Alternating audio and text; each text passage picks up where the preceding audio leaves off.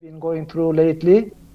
I hope everyone is safe and secure at home, and I hope everyone is healthy, strictly following the rules and regulations, and also calls for staying home. Let's hope that we overcome this epidemic without going into much trouble.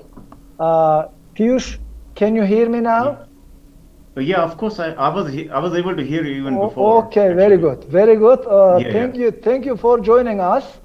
As you know, Thank you. we would like to have a webinar today, and we are going to talk about the global perspectives on world politics, post-corona perspectives on world politics.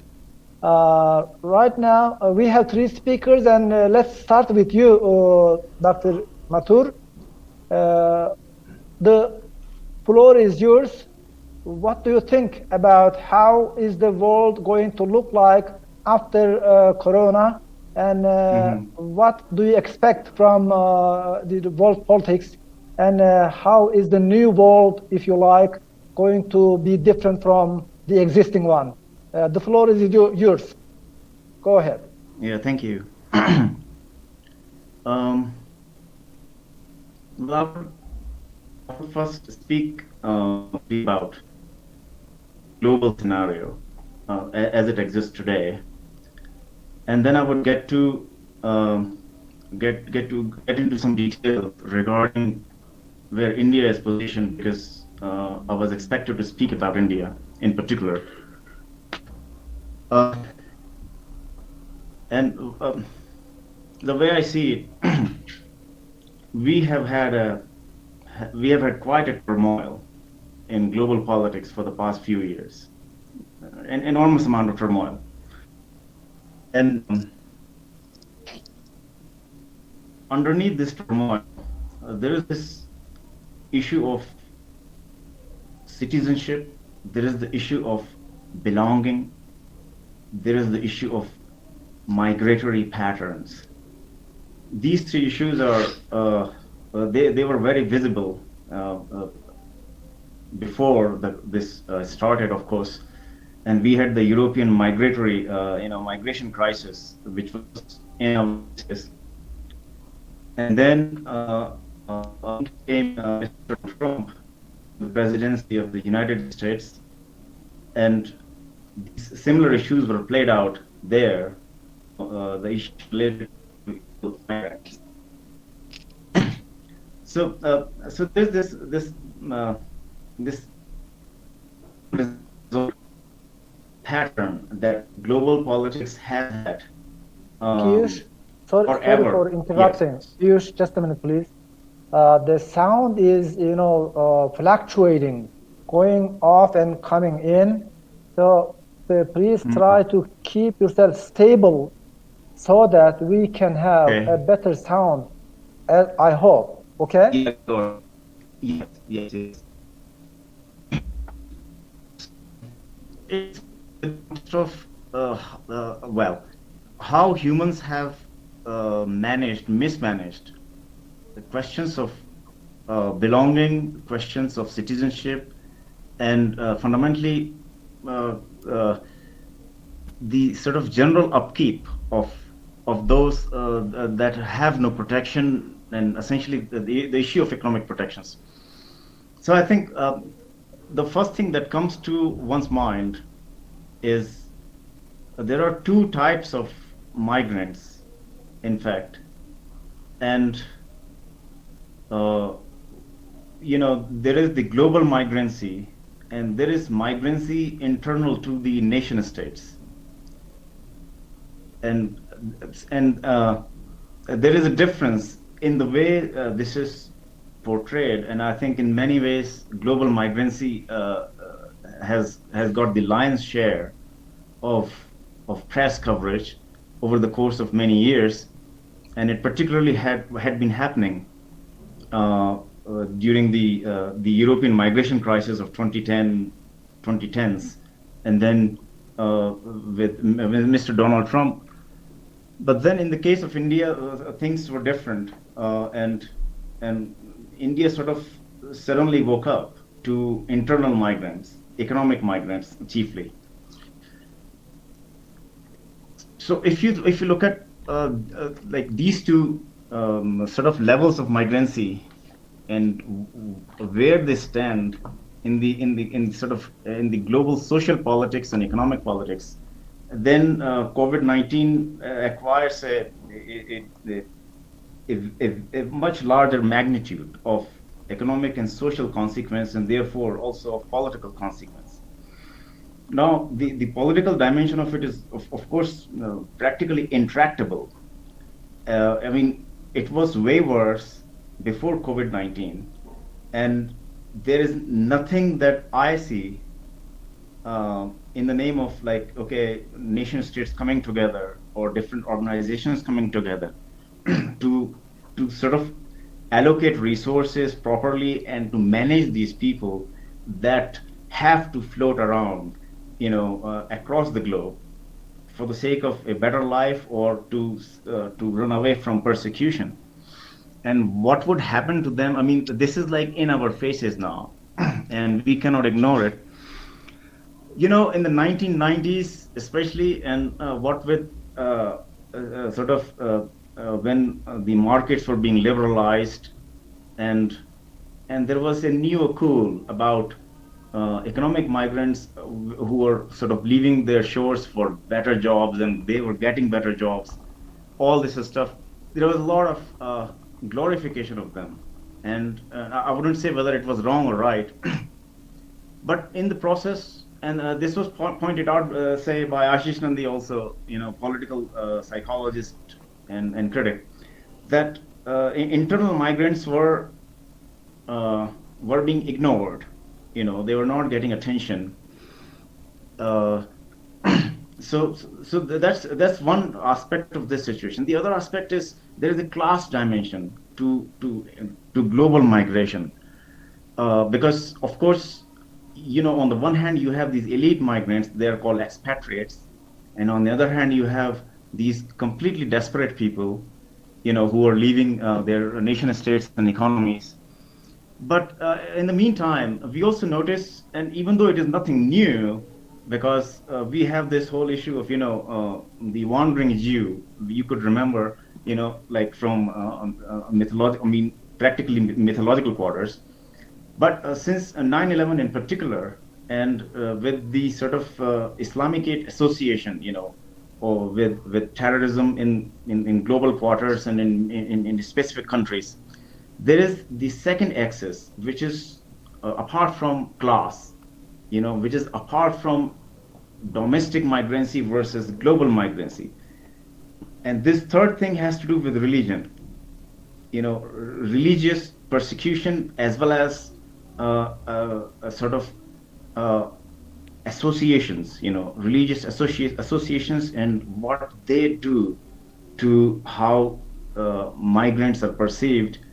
And not only, of course, internationally, because we have had so many hotspots, Syria, Afghanistan, Pakistan, you name it, and then we have internal suspicions, great deal of internal suspicions.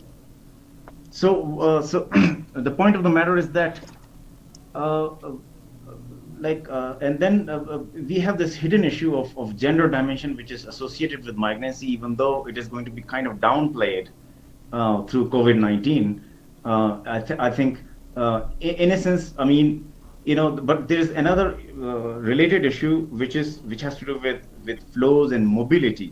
From migrancy, we can connect it to mobility and trans-mobility, which is not unimportant to the question of terrorism. But when we think of this and the domestic abuse situation that has particularly affected through COVID-19, so we find a third axis to this, and I think this is going to be important, and yet it would be utterly intractable, because through the past 8 years, so to say, you can think essentially you can go in the relatively recent past. You could go to Berlusconi, for instance, and one can say that it started there, this latest chapter, and then this sort of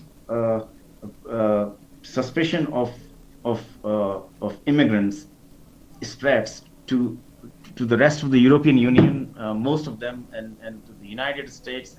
And we have these, right-wing sort of authoritarian leaders in many countries since then. So if that's where it started, and we don't have social security systems in place in most countries, so where is the hope in this regard? I think that's the big question mark. And at the same time, it is a problem that is in your faces, because we have seen it in Singapore. We have seen it like in the dormitories of Singapore. We have seen it in India in particular, where you have these economic migrants and what happened to them in the wake of COVID-19. Because of there were confusions, also local confusions, and the complete mismanagement. And there was no social security system in place for them anyway, or for all Indians. There's no social security system which could be considered consistent, or foolproof, but not at all. So they were left stranded. People were walking 500 kilometers, literally walking, and it was all over the press. And so that's when sort of India kind of woke up to this situation. So I think this is one part of the story, and I would go into a little more details about this later on, But as far as the Prime Minister of India is concerned, Narendra Modi and the NDA coalition, they have certainly benefited, politically speaking, from COVID-19, and that has implications for regional politics. And I think, and because of the kind of diplomacy that Modi has successfully sort of played, it has implications for at least some level of global politics down the line, at least as it pertains to India. Well, at the time the crisis broke and it hit these sort of TV screens, this was like winter, late December or December. The NDA coalition, the National Democratic Alliance coalition, which is headed up by Narendra Modi in the Lok Sabha, which is the lower house, they were not having the best of the times. They had lost 6 states, including Delhi, right at that time, very close to, during that time. They had lost 6 states, and economy was going downhill. Financial sector was under great stress in India. Growth rate had come down, and it was a relatively bleak scenario. And on the other hand, you had several years really of turmoil, domestic turmoil, many types of protests, especially during that particular time. There was a very long protest that was going on inside the capital. There was a sit-in which lasted for 101 days, and in fact it was broken up because of COVID-19. There were assaults on the campuses, and that had to do precisely with these citizenship issues. So what happens is that the NDA government, they sort of revisit, in accordance with their old agenda, issues of citizenship and identity. They bring in laws, and broadly speaking, they discriminate against the Muslims. So it is within this context, a bleak economic scenario, and when you had the country absolutely, breaking out in these protests, and which was affecting the economy, which was also affecting tourism in particular because it was vacation time. So there was something very local going on at the time in India, very local, extremely destabilized situation. Mr. Modi was losing his grip, even though his personal popularity was still there. It was very high popularity, but the NDA coalition was losing its grip on the public's imagination. That's when COVID-19 hits, and what it does is that it gives Mr. Modi another opportunity to take the center stage in national politics and also regional politics, and in fact global politics, because he got very close to Donald Trump and so forth. So this was a great political opportunity for him, and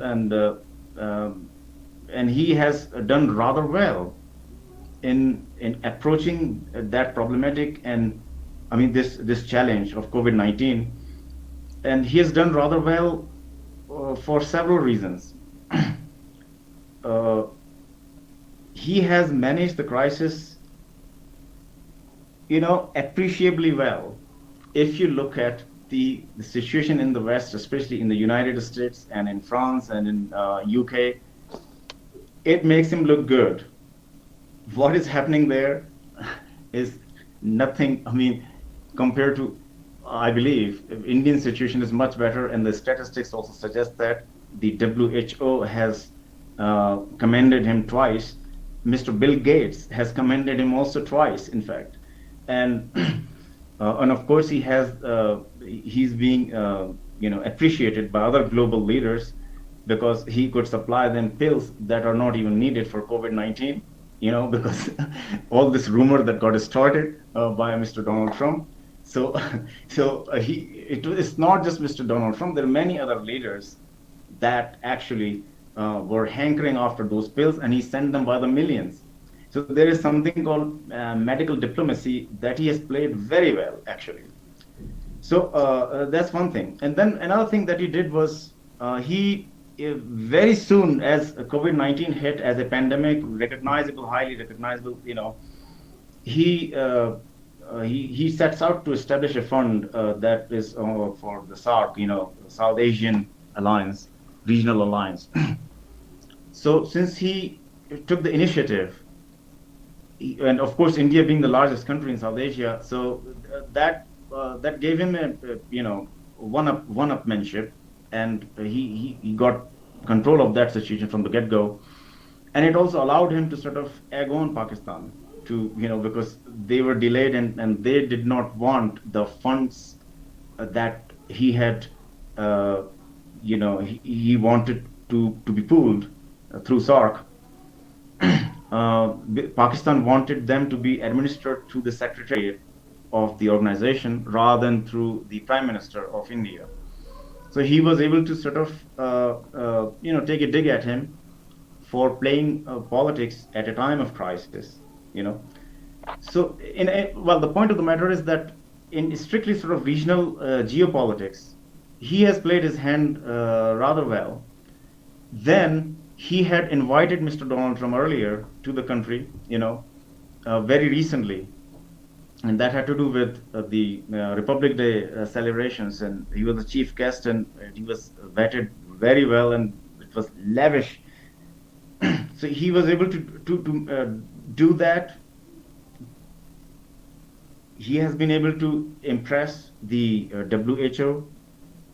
He has fairly good relations with other leaders, other global leaders, with the exception of the Prime Minister of Pakistan, and I think he has done reasonably well with with the leader of China.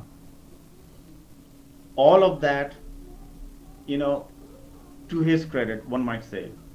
So there are two things in this. On the one hand, you have his diplomatic side, which is geopolitical, and on the other hand, you have the domestic side. And I come to the domestic side now briefly. I have, how much time do I have now? You have 5 minutes to go. Right.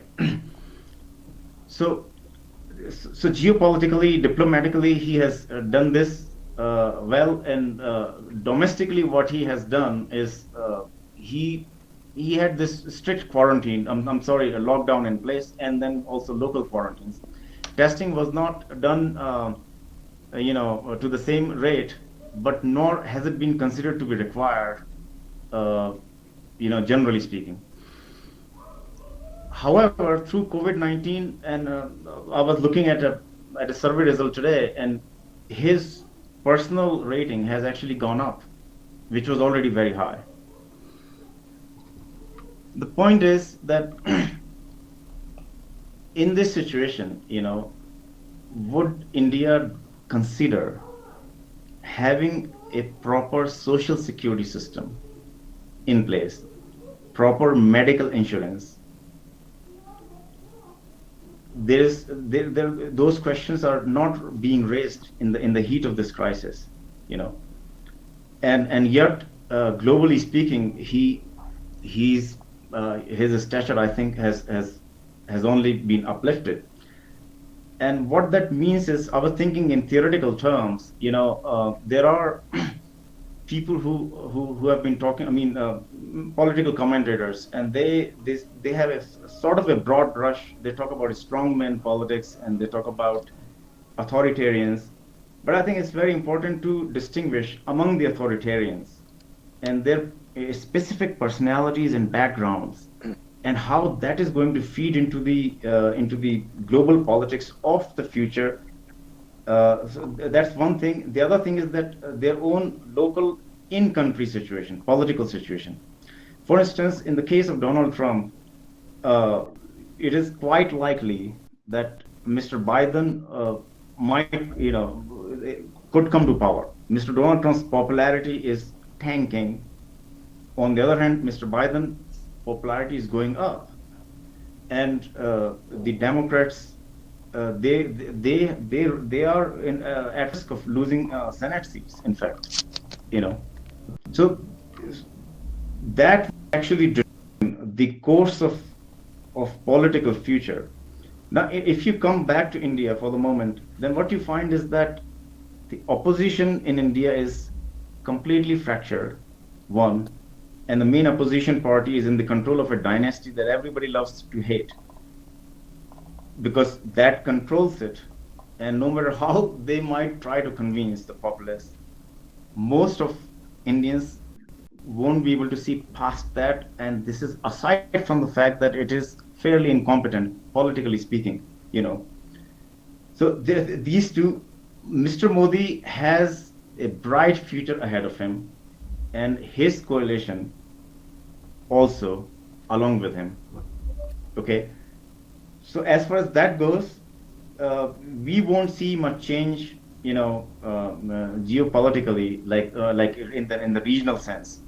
The only question is whether Mr. Modi is going to attempt a third term.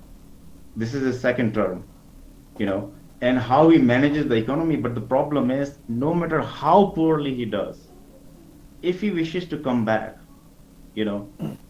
he has practically no challenge. The opposition has no original ideas, none, not one you could think of, from the communists to the centrists, to the leftists. Can I have a question before Please, you finish? What would you expect on the global shift of the balance of power? Are you expecting any major change after Corona in the balance of power, international big powers, rising China, declining US, or rising India, or that sort of thing? What would you say about that?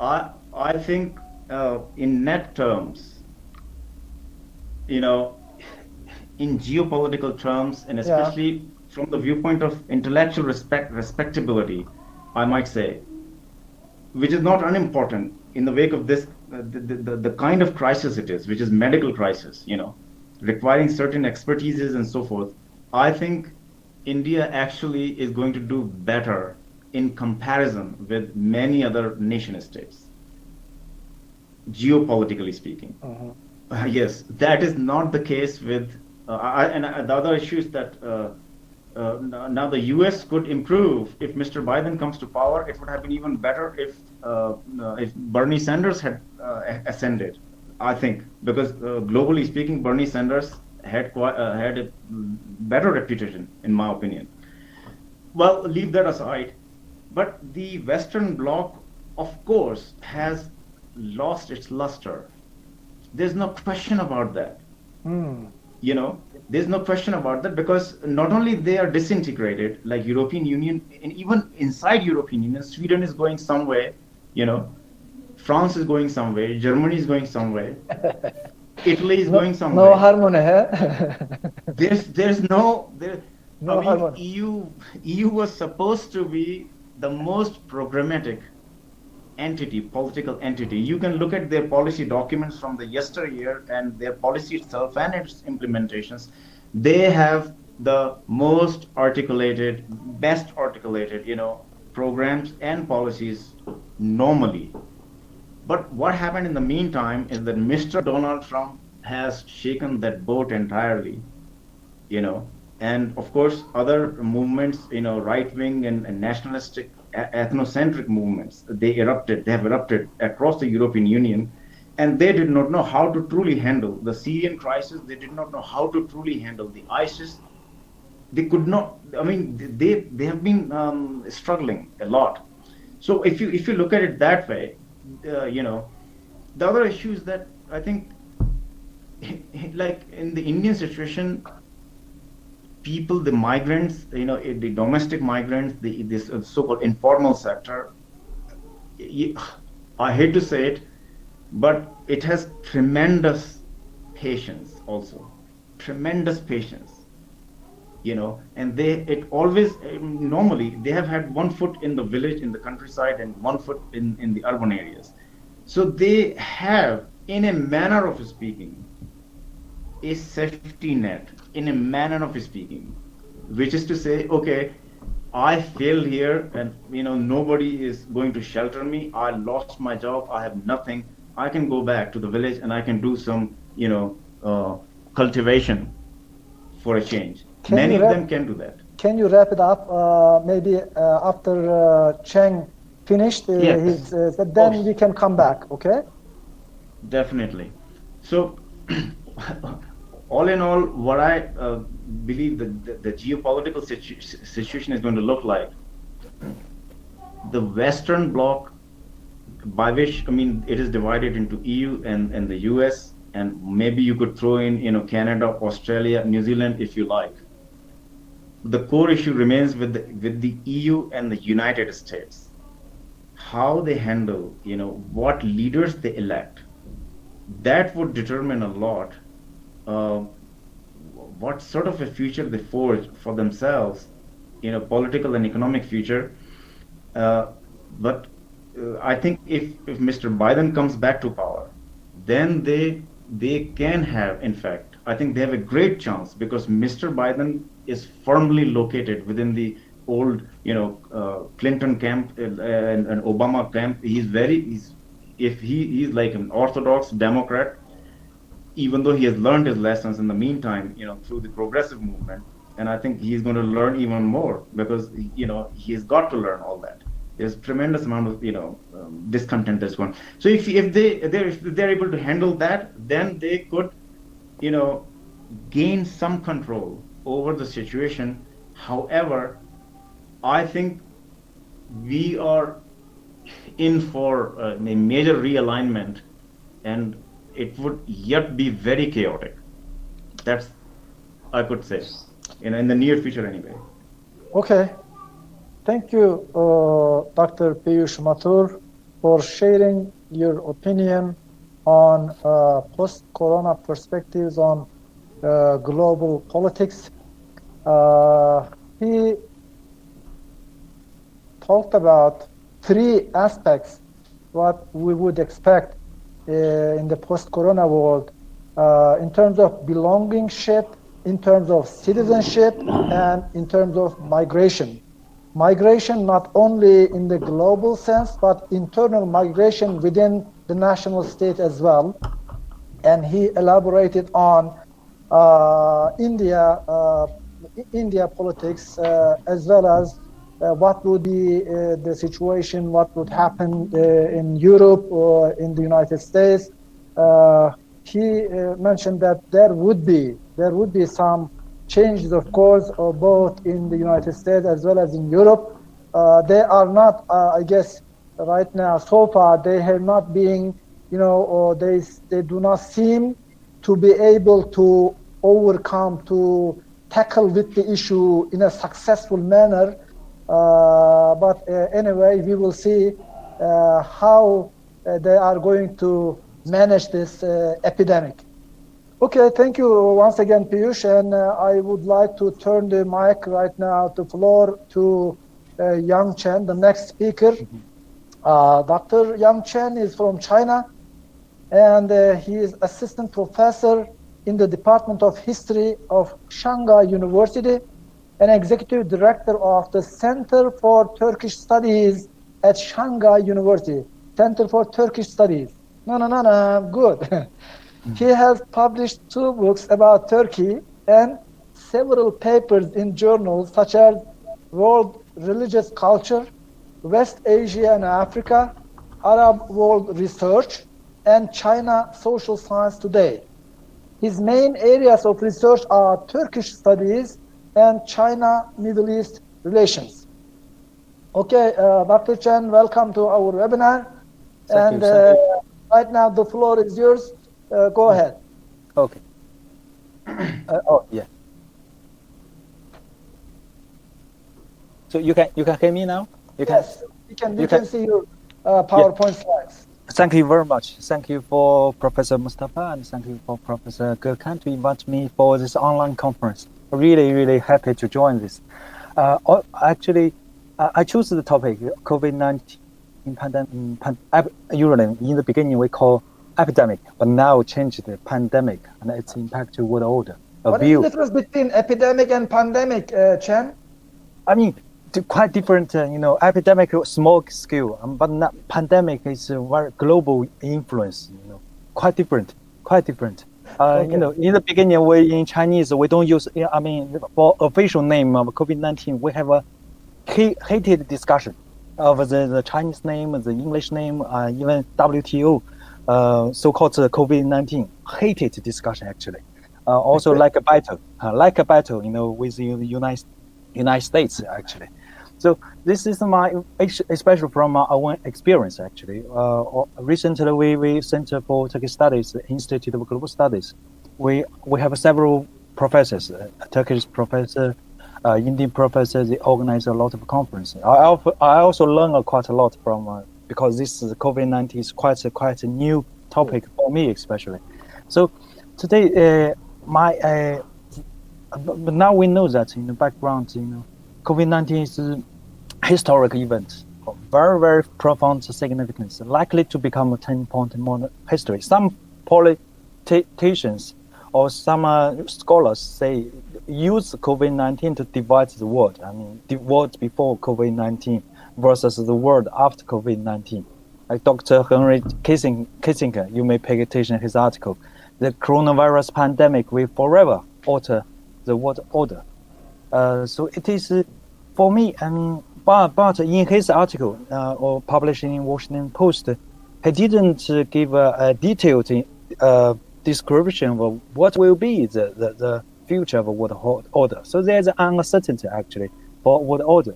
But according to my experience in the past several months, there's one thing for certain for China. It is that the number of doubts, criticisms, and slander towards China will increase. Definitely. And the power and the factors hindering China's rise will continue to increase. This is for sure. A lot of Chinese scholars agree on this. So that's why I choose this topic also this will be a very huge topic for our institute this year and next year for academic projects actually. So from the perspective of China, we need to track and judge the global order before and after the epidemic. So my contents is just 3 parts. The first part, China's battle against the COVID-19, responses, results, and reflections. So this is the beginning. I want to share my experience as a Chinese. about China's battle against this disease. Second part is West's attitude toward China's battle against COVID-19, from mocking to blaming nowadays. Actually, the third part is COVID-19 challenge towards world order and China's responses. What will China do in the future? From my observation, so this is the first part. You may read a lot of things, because and also in the Western media, a lot of people or a lot of newspapers reported that and blame China for making mistakes in the beginning. But actually, we Chinese know that there are some problems like that. I listed some. Many doctors and nurses were infected. Many patients too late to retreat. Wuhan's hospital was completely unable to respond to the huge number of cases. Large-scale population movement causes the fast spread due to Spring Festival. But I want to emphasize one point, that is, China's initial response is encountered by every country now, because we don't know COVID-19. Especially for China is the first one to discover this COVID-19. So we don't know nothing about that. So there are a lot of rumors and conspiracy theories in the beginning of the COVID-19, in the beginning of outbreak of COVID-19 in China, actually. So I admit that there are some problems, but later the Chinese government had some principles. Every Chinese knows that. That is early discovery, early report, early isolation as diagnosis, and early treatment. Another very important principle is that no one unattended and leave no one untreated. So this means that the health of a common people is the center task of the government, actually. In the past, they may pay attention to the role of economy. Economy may be the legitimacy of CPC, Communist Party, but the health of common people is also the legitimacy of CPC. That's why Chinese government, the Communist Party, wants to take very strict measures to contain this COVID-19. So we take some measures, just some examples of Wuhan lockdown. You quite know that for city, actually 10 million people to be closed. This is the first time in Chinese history, from ancient to nowadays, for such a large number of people. Also, there is a central steering group led by Deputy Prime Minister, supervised Wuhan, the Hubei province, all along, just 3 months. So most important, some officials of local government were replaced immediately. And the third experience is counterpart support model. Other provinces, that is where the epidemic situation is not serious, provide necessary assistance to Wuhan, like medical teams, medical equipment, and daily necessaries. So that you can see that the order, the social order, the electricity, the water, the vegetables, everything can be provided immediately. So Chinese, also another difference between Chinese people and maybe some Western people who are fight for freedom. I mean, Chinese people are very united and self-disciplined in this time, because we know that staying at home is contributing a lot to the country, to other people, to the safety of other people. So also the last point is I want to mention that the country or the government provides quite necessary help, because the medical expenses are very, very high for the COVID-19 diseases. But all the expenses of the sick person are borne by the state. As far as I know, for COVID-19 patients, usually it costs $100,000. But in the beginning, just the person who were affected by COVID-19 paid by themselves. But later, the government decided everyone should be paid by its government. So I want to mention this. So the result is that I want to share several good news actually. Now I'm in Shanghai, quite safe actually. The several news good news I want to share. This is April 8th, 2020, Wuhan reopened. This is the picture, reopened, the transportation resumed. So after lockdown since January 23rd, now past 1760s. Also another news, April 26, 2020, newly confirmed cases, new deaths, existing confirmed cases, severe cases, newly suspected cases, and existing suspected cases are all zero. Is this like this picture? So, but it doesn't mean that in the future it will not increase. Actually, it is still increase, but zero means quite a lot for Chinese people. We are really glad to see this number actually. So yesterday, April 29th, China decided to hold two conferences that were postponed for 2 months, namely the National People's Congress and the Chinese Political Consultative Conference, and NPC and the CPPCC. So this is the each year, the most important conferences about Chinese politics, very, very important, but postponed. So now it means that thousands of representatives will meet in Beijing next month. So this is quite good news. But as far as I know, there are 3 models in the world for the anti-epidemic. And the first one maybe like short treatment, like China. But of course, China sacrificed a lot. For example, the GDP in the first quarter of 2020 is minus 6%. You all know that in the past, China's GDP usually 5%, 6%. I mean, maybe 5 years ago it's 6-7%, but this year, I mean, minus 6%. So sacrifice a lot. Britain has herd immunity, and also some successful experiences about Asian countries. They choose between the economy and the health. So they try to keep balance, but they're also doing quite well, like Japan, like South Korea, Taiwan, Singapore. So I want to mention this, just want to conclude like that. The different measures adopted by China and other countries, the Western countries in particular, in responding to the academic are not a competition of political system. A lot of Chinese scholars will agree with that. It is not a competition political system, but can only illustrate the different governance models adopted by different countries according to their own national conditions. So therefore, China's success does not mean that the Western system is not good.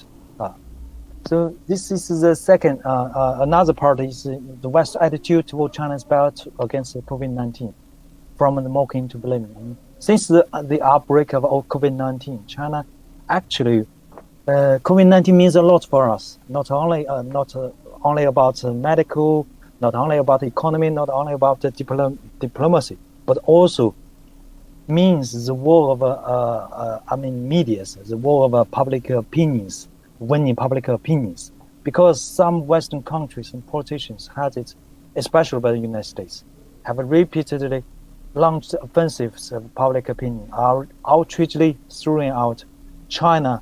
6 actually, we can conclude now 6 series: China concealment theory, China misleading theory, China liability theory, and China compensation theory.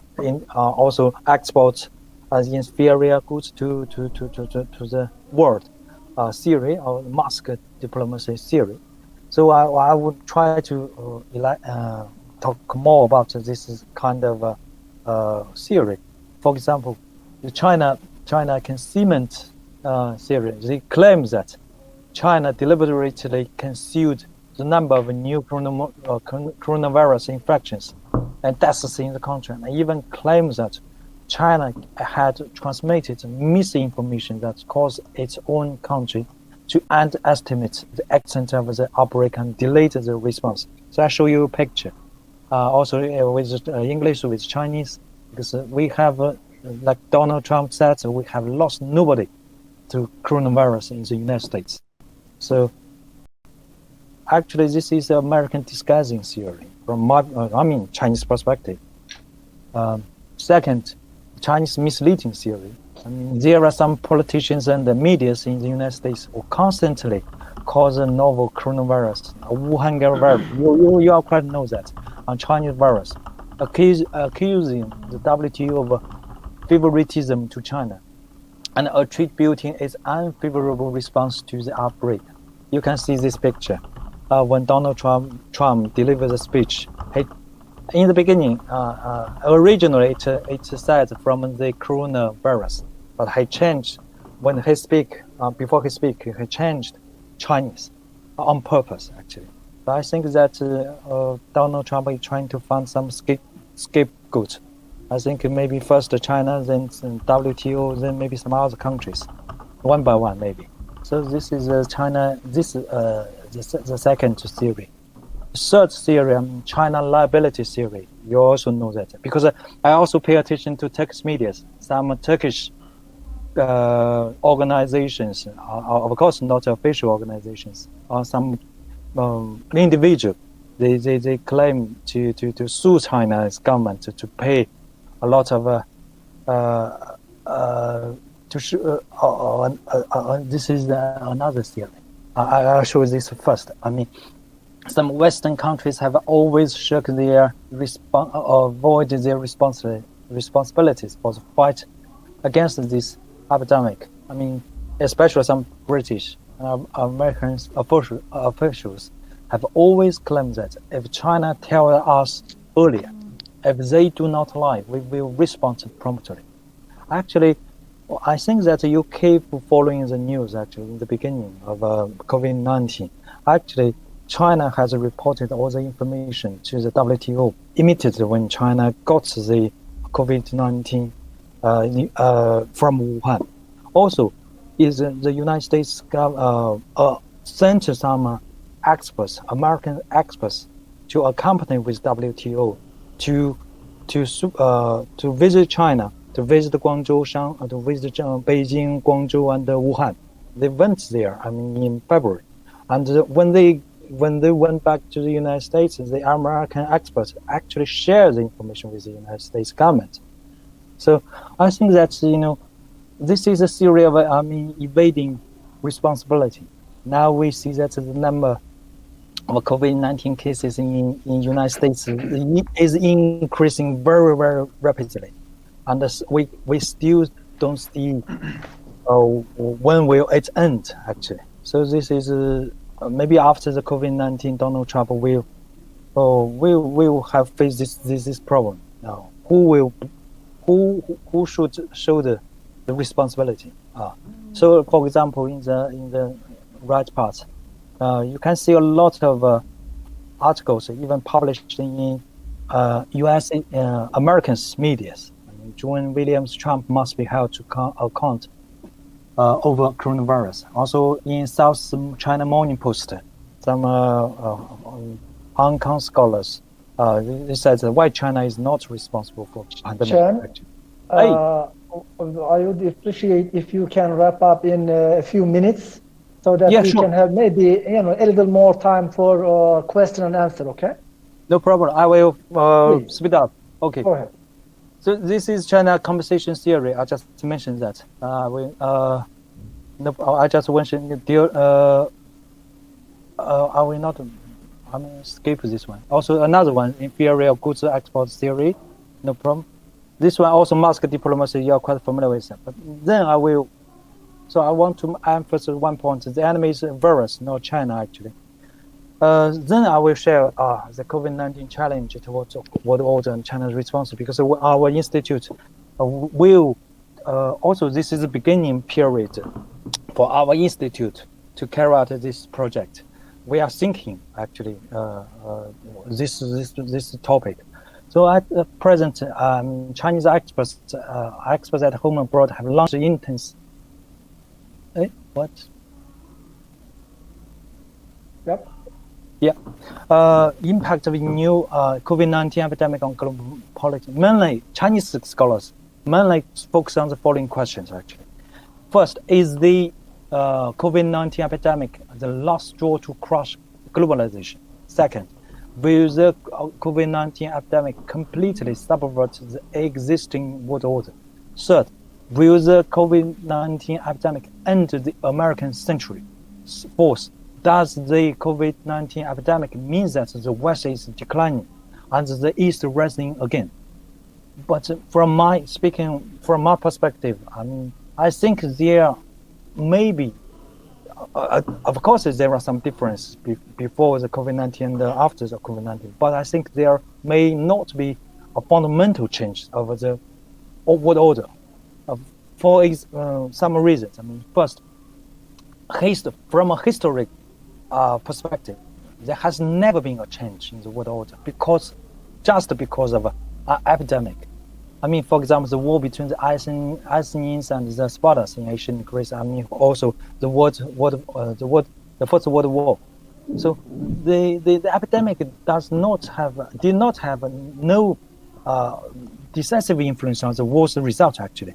Second, after this epidemic, the balance of the major powers will not weaken too much actually, and the power game of the major powers will not change much. But some small and medium-sized countries may become more vulnerable. The world in the future may be more beneficial to the big powers.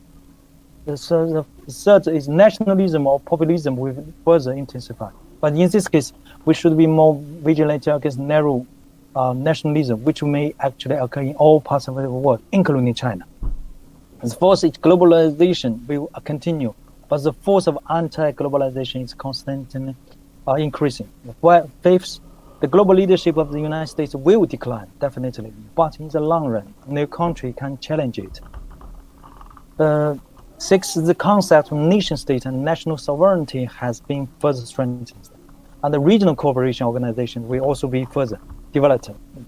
For example, China and the Japan, Korea, ASEAN countries are developing very fast under the COVID-19 cooperation background. Seventh, non-traditional security is more prominent than traditional security, and its harm to humans is also increasing. In the past, we used to say my safety is your insecurity, but now we are facing the non-traditional. In the future, a lot of cases like COVID-19 will happen. We have to change our thinking. Like your insecurity is my insecurity. Only when you are safe can I be safe. So my not mature judges, not mature conclusion about this question. What should China do in the future? I just think about maybe 5 points. First, China is a beneficiary of globalization, a defender of globalization now, actually.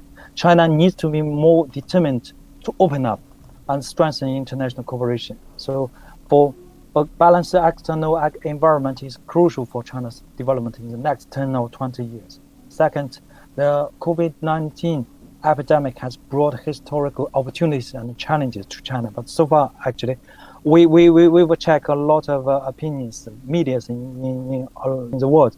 But so far, no matter whether it is Europe, Asia, or Latin America, there's no obvious choice to take sides in the United States and China. But judging from the current development trend, the greater distrust of the United States and Europe towards China will be a high probability event. And third is China will not challenge the hegemony of the United States now, nor will it commit itself to decoupling economically, technically with the United States. We also some Chinese scholars think that the United States once and now the world's largest country needs to provide more public goods for the international society instead of not playing a leading role this time.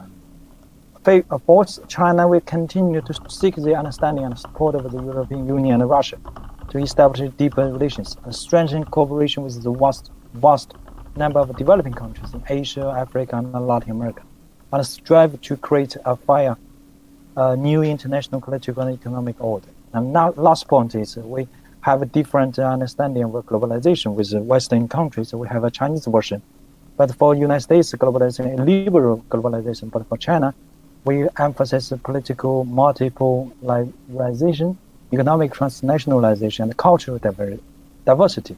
So I think it is more necessary to communicate with each other through this epidemic, respect each other, and support each other. So this is just, I think that this will bring us more hope to fight against this COVID-19. So thank you so much. I will stop here. Thank you so much. Thank you very much, Dr. Chen, for this insightful presentation and sharing your views on the post-corona perspectives on global politics, especially what is happening in China, and how can we interpret the attitude of United States as well as Europe towards China with respect to the response to pandemic or epidemic. I have two completely different and opposite conspiracy theories, okay? No problem. With the outbreak of COVID-19, there are a number of conspiracy theories we have seen, circulating around the world, and two of them are very interesting and very symbolic. Let me quote from Nasir Khan.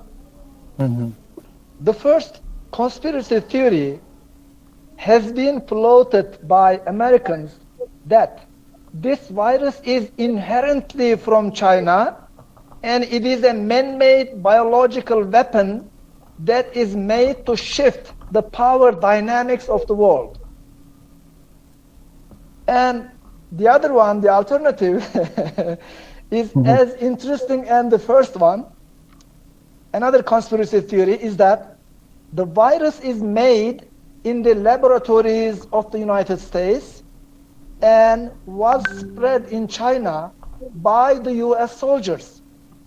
The purpose of this virus was to just destabilize the most strongly emerging economy of the world, that is China. So, and a number of other conspiracy theories, but I think it is enough to just to give an idea about what some people are thinking or what some people would like us to think. So I would like to have your brief comments on these conspiracy theories on what's going on. First, who would like to go? Chen, you can go ahead, and Sure. after that, we are turn the mic to Dr. Piyush. Okay. I heard so many actually conspiracy theories in China. Since the outbreak of COVID-19, so many rumors. But now I don't believe in conspiracy. In the beginning, even for me, I don't know nothing about COVID-19, but I still, because we don't know nothing about this virus. So even for an individual, especially when I was isolated in the home, where I cannot go outside, I just search the information on the website. So in the information, so that is, I call this the information war, because you talk about two different conspiracy theories. You know what Russia think? So one is blaming US, the other one is blaming China. I know that. You know Russian government. They think that in the United States. They think that they always believe that in the United States. But recent days, I guess, in this month, China's leaders, top leaders, have a phone call with Russia's Putin. So they discuss this problem. They don't mention anything about conspiracy theory. They just said that don't politicize this virus. Don't stigmatize this virus. So they want to also ask for cooperation to fight against this virus. I think that so far, most of Chinese scholars don't believe in this kind of conspiracy theory, because China, as I told you, that China is now we are in the background of what before COVID-19. trade war, China-U.S. trade war. It's still going, and I think before the Cold War we have an agreement with the United States. I think it's going well actually. It starts to going well. So China has no intention China has no intention. China has no. Also, we know Chinese people know that our China has. Chinese technology is still quite far away from the United States. Maybe still need to catch up with the United States. Maybe need to spend 20 years, 30 years, or 50 years technical. That's why China don't want to decouple. United States want to decouple with China on economy, on technology, on the information exchanges, on the students exchanges, but China don't want to do that way. China has no intention, no technology, not enough technology to challenge the hegemony of United States. Also, we face another very serious problem. That is, in the past 2 or 3 months, the United States military still giving pressure to China. The East Sea, the Taiwan Strait, the South Sea, a lot of problems. This one should be the most, the top China-U.S. relations number one priority for Chinese leaders, especially foreign policy. Another one, security, Taiwan problem. So I don't believe this kind of conspiracy theory. Yeah, this is my comment. Okay, thank you very much. I appreciate your comments. And how about you, Dr. Piyush? What do you think? Is United States try to stop China from rising as the new world #1 power, or China is trying to kick the United States and then try to rise as the #1? Who is doing what? And what do you think about these conspiracy theories that we have been subject to recently? Well, of course, can you hear me? Yeah, very good. Go ahead. Of course, I personally put no trust in the conspiracy theories, and in fact, they disturb me because they interfere with your process of thinking. They, although not something so childish as these conspiracy theories, but conspiracy theories in general, they interfere with your process of thinking, rational thinking, and that kind of disturbs me. But I think I think what's more important in relation to conspiracy theories in contemporary times is to look at two different things. One is the rise of the virtual space, tremendous rise of virtual space, virtuality, saturation of society and the human mind with information technologies and the sort of floating wisdom as well as non-wisdom of the internet. So that's one part of the story. The other part of the story is what is the domestic political situation, where a conspiracy theory has either emerged or is floating about anyway, even if it did not emerge there.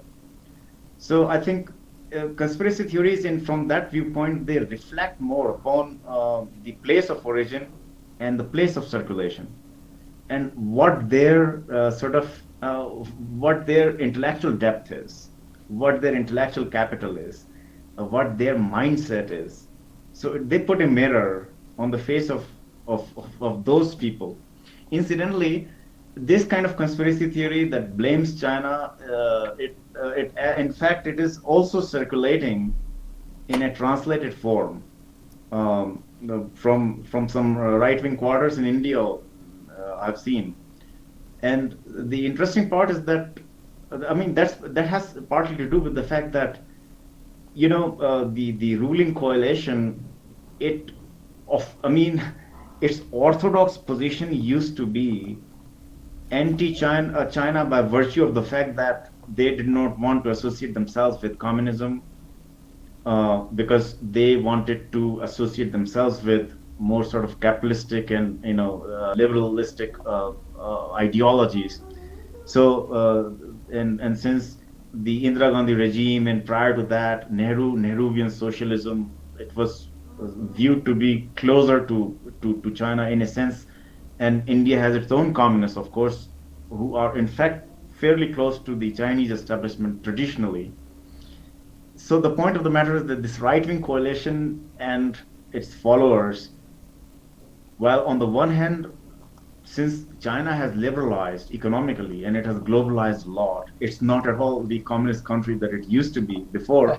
So they want China to, a capitalist country now? I think it is, economically speaking. Politically, it is not. But Okay. so this puts the Indian right-wing camp in a kind of a quandary, because officially they are very much within the ballpark of transnational capitalism, of which China is a cheerleader now. But they want to keep a streak of political sort of distancing and amounting to a kind of suspicion alive, and they can't help it. In fact, it's not whether they want to keep it alive, but they can't help it. But I think they also want to keep it alive. It's that too, because I was, Nitin Gadkari gave a statement which was which went not in the direction of the conspiracy theory per se, but it was critical of China, and you could associate, broadly speaking, even though Mr. Gadkari is otherwise a very reasonable person within that camp, so to say, like he speaks in a balanced way. My point is that we have to look at it in relation to these, political mindset, the politics that is churning inside those countries. And we have to look at it certainly in relation to the technological sort of changes that have taken place, and what aspects of sort of education they have in a way kind of brought down. They have diluted certain kinds of thinking and unleashed other types of communicational terrors, and you find this in association with a lot of other, bad statements that the President of the United States himself has been coming up, every day, so it's completely in sort of in line with that. So that's how I see it. Okay, thank you very much. Yeah. I am looking at the comments on, from the audience. Abdul Fattah Muhammad thanks us for this excellent webinar. So I thank you also for these, nice talks and presentations. Dr. Gökhan Bozbaş from Turkey, from our, the director of the Turkish Center for Global and Area Studies, is asking a specific question: how China and India will be affected by changing oil prices.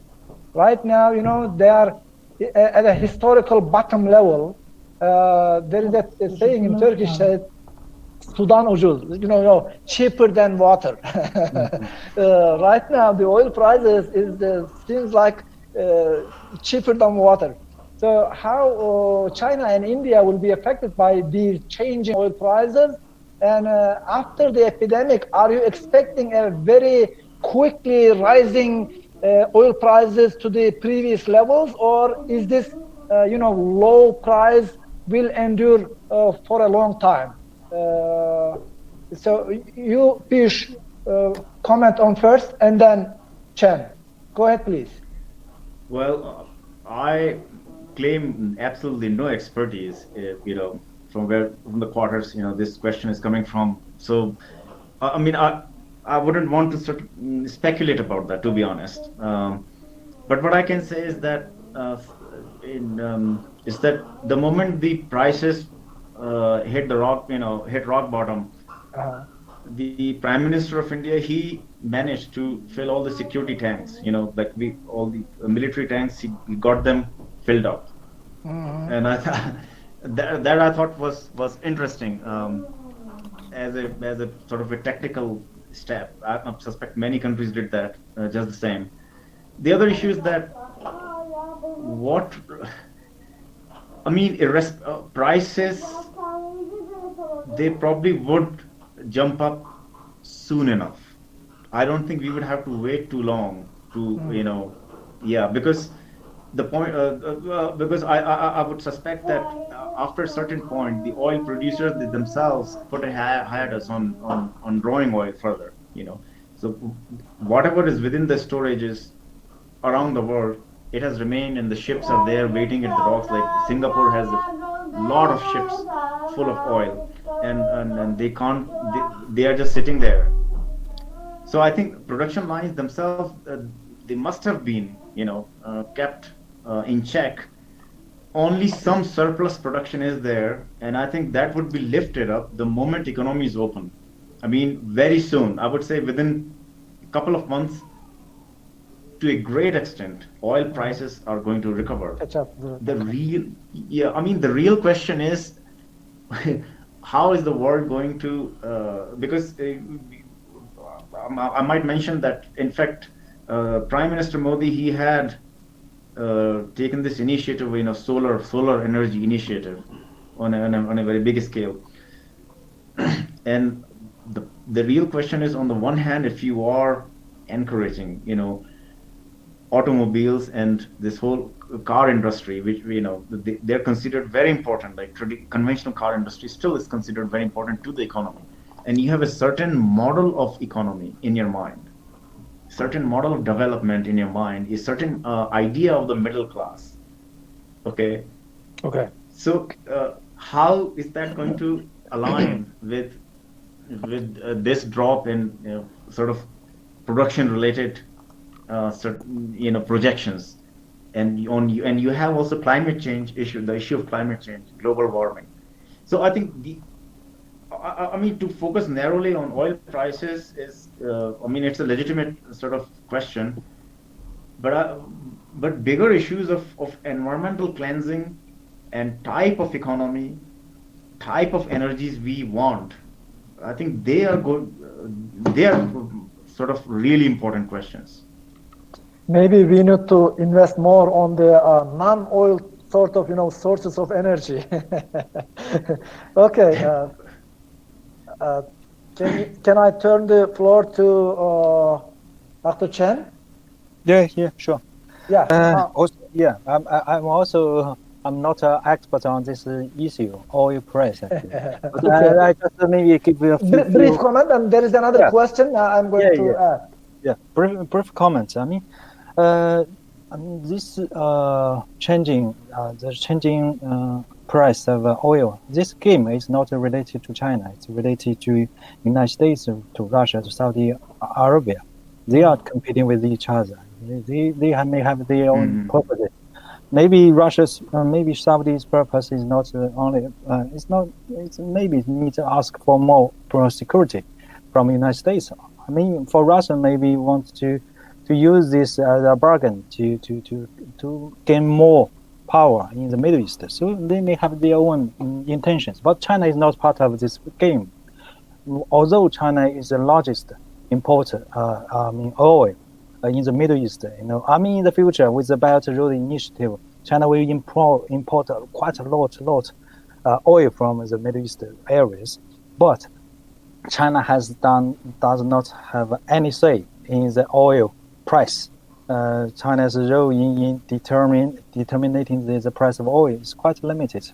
So this is not a game of related to China. This is the first comment.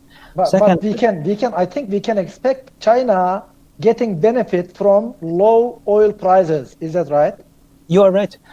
This is a second point. Yes, I want to say that this is great opportunity for China to import more oil, actually, to increase the national reserves. China has been doing this in the past 10 years to increase the national reserves of oil. This is the second point. Third, for such kind of low price, this is not normal. I mean, just with the background of COVID-19, because in China, everyone has to stay at home. No one is allowed to. I mean, not too many cars to drive. You just stay at home. So too limited demand for oil.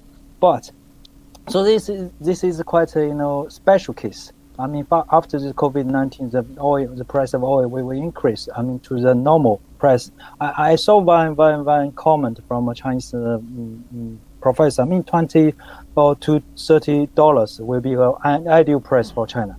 So quite a low price is also another point is that quite a low price of oil is also harmful to Chinese economy, because it will, especially this time. A lot of Chinese oil companies lost quite a lot.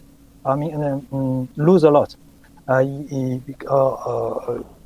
because of this low price. Because oil is not related to oil; it's related to a lot of a chain of industries. China will not prefer quite low price actually. Another point is China has signed maybe 20 or 25 years, I'm not sure the exact date, year, a long permanent agreement with Russia for oil. I mean, to construct the oil pipelines, to import oil. Also, China has given the money in advance. So a large amount of money, actually. So China wants to diversify the import of oil. For example, Russia, for example, the Iran, for Venezuela. But you can see that Russia's economy, Iran is now suffers the sanctions of the United States. Venezuela sanctions from the United States. This is quite related to the, interests of China, core interests of China, energy interests. So China will pay attention to this issue. Also, later I will keep following this question. Okay.